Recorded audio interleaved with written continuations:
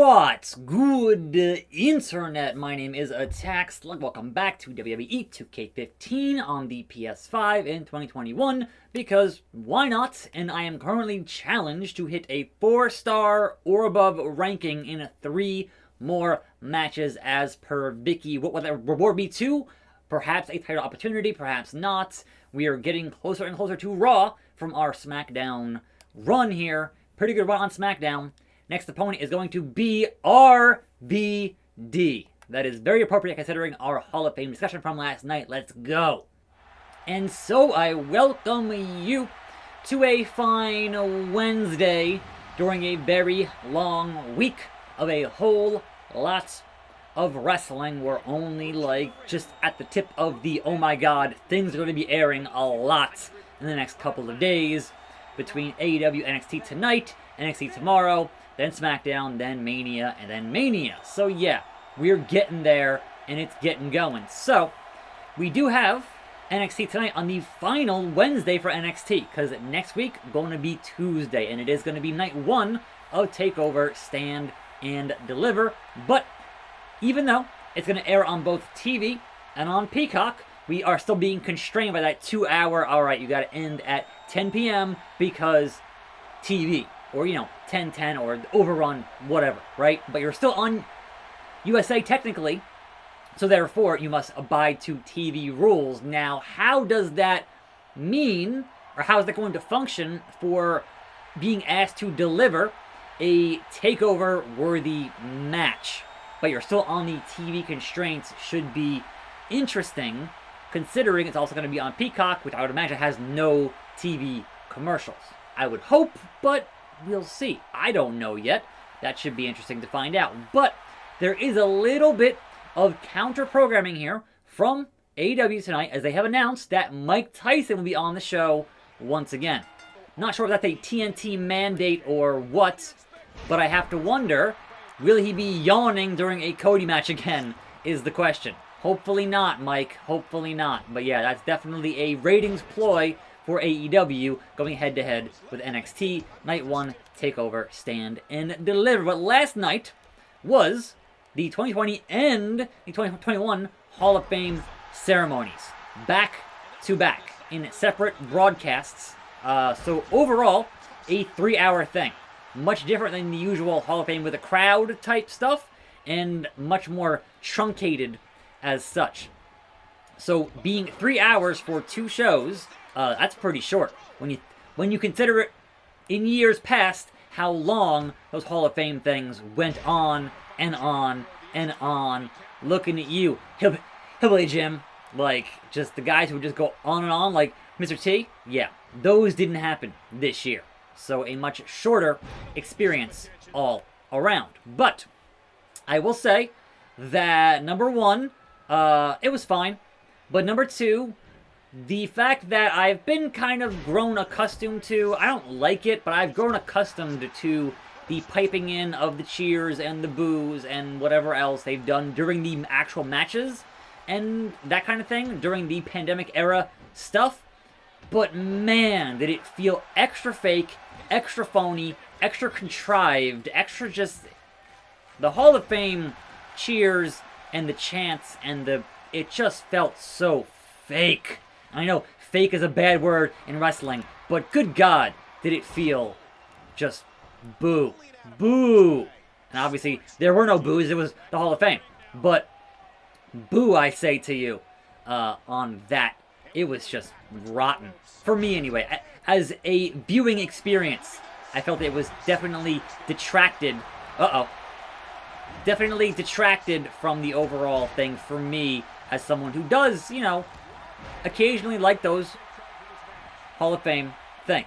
Now, sorry RVD, I still have finish. So, I can still do this to you. Slug Sploder, but we're not done RVD, because I need to make sure I hit 5 stars. As the master of the 5-star frog fest, I'm sure you can appreciate that. So JBL.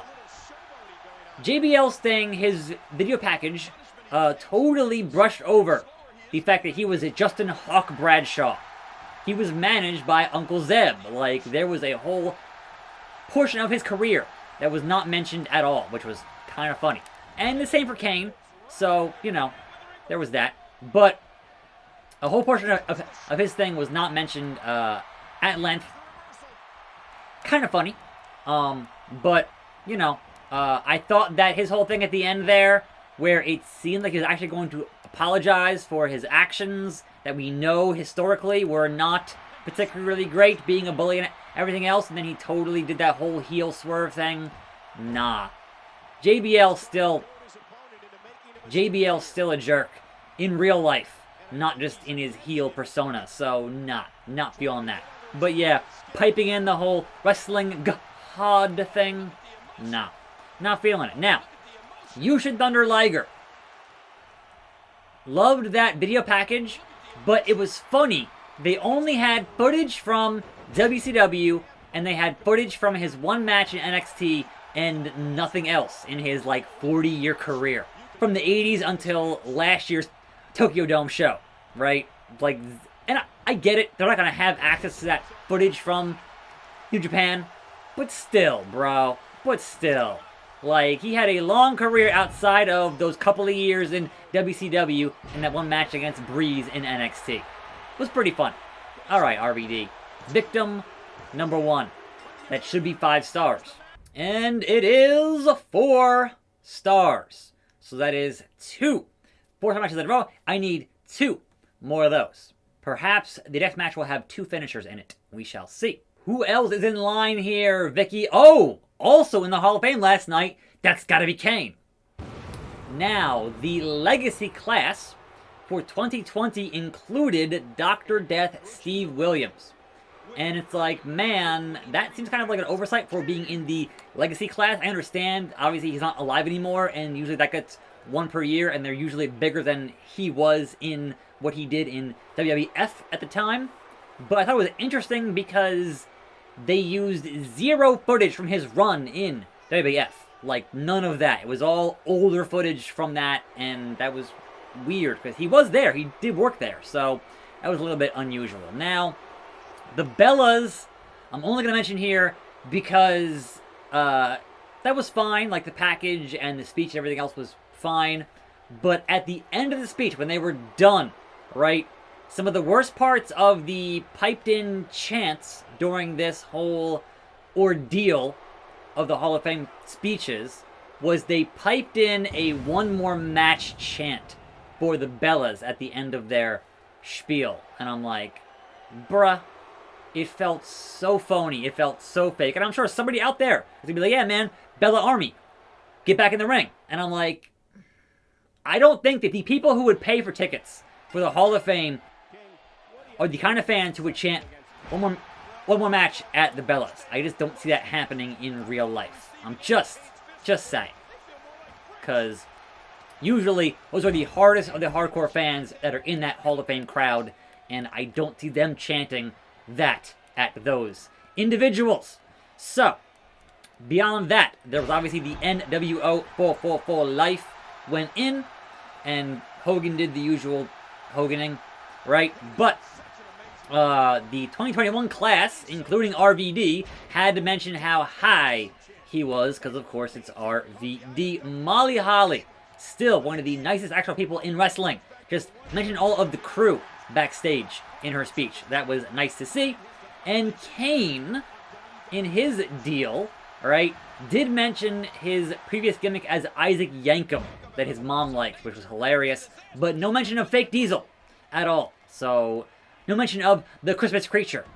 But did mention Jim Cornette. So, that's, you know, if you had that on your Big O card, that got in there. And, yeah. And also, man, just overall, from both of those deals, WWE is still the best in the world at video packages. Bar none. They do the absolute best work on their video stuff. It was stellar. But Kane's package, having to sneak in that whole Zack Ryder on the wheelchair spot off the ramp, that had to be in there. Really? Come on. Come on. That was a rip. Seriously. But Kane ending his thing with Pyro, as he does, was pretty good. And I enjoyed that quite a bit. So yeah, good times. And having a much shorter runtime than the usual Hall of Fame stuff means I watched the whole thing. Because usually I fall asleep, because those things go on forever. They're just so plodding with some of those speeches. So having it be a bit shorter of a thing there meant that I actually watched them things happen. But yeah, good stuff all around.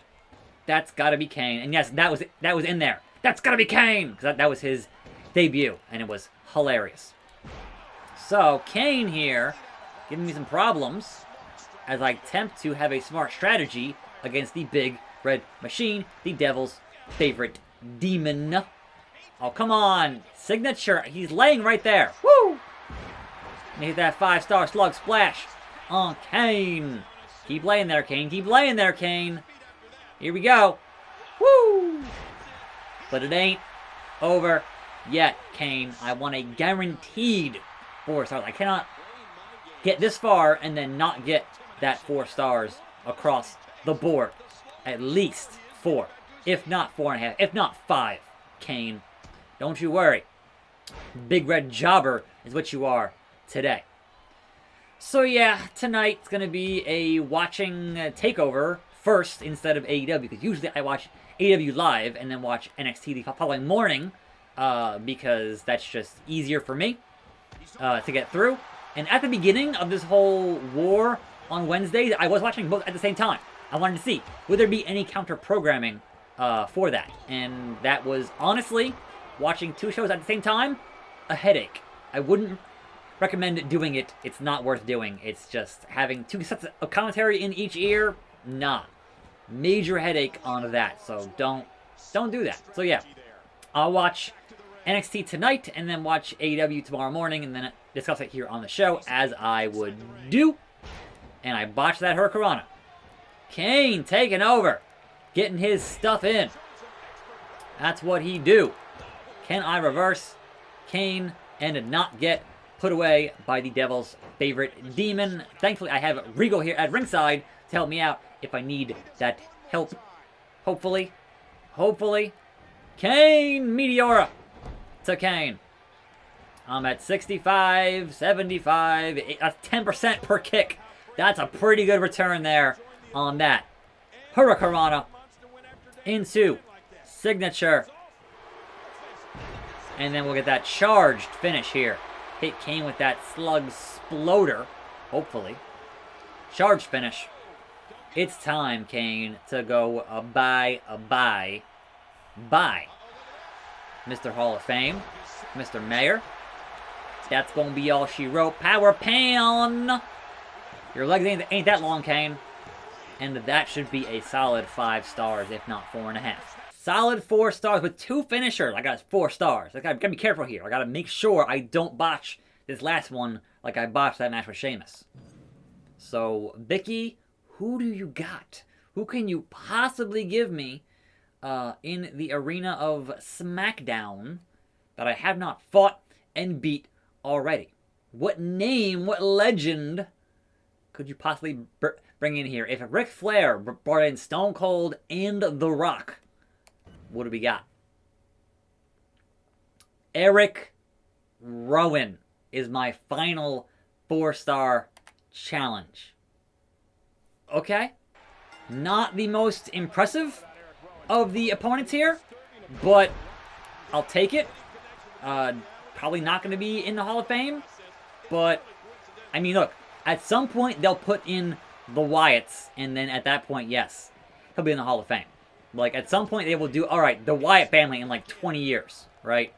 But beyond that, probably not going to get in there for his solo things, because, man, besides that stairs match, what did he do? He had that spider. It was terrible. Like, what's it going to be for Big Red here? Not particularly a illustrious career at this point in his life. But hey, you never know. You never know. There are some guys that, you know, went their whole career with doing a whole lot of nothing, and then at the very end got something amazing and then made it into a Hall of Fame worthy induction. It's possible. I'm not saying that it's not. So, don't discount anybody for anything. Now then, let's take out Big Red the way we only know how, which is repeated moves that are similar. So, if you're wondering about scheduling here, tomorrow, obviously, this show. And then Friday, gonna be me and Grim, or I guess Grim in a VR thing happening. And then Saturday, my Mania predictions early on Saturday. And then Sunday, I don't know, man. Nothing? We'll see. Perhaps an afternoon live stream on Sunday. Can't make any guarantees at this point. So, that is the current plan for scheduling. Rowan? Current plan for hitting that 5. Perhaps too far. Perhaps too far. Can he hit it across the ring? Oh my, I hit that. I hit that on Rowan. That's shocking to me. Oh, relax there, Big Red. The power of Rowan. He can solve Rubik's Cubes with his mind quickly. He likes to smell the hair of Renee Young. He's a genius and a weirdo. And McIntyre killed his pet spider. You know, important things for a gimmick, I guess. That was so dumb. Okay. We get it. We get it. Dismantling the Slug. Take out the legs, and then he can't do those good lucha things. No, the headbutts. Regal, help me out. I'm being trounced by these headbutts. It's a bit embarrassing, considering I could have pinned him and won at that Slug splash.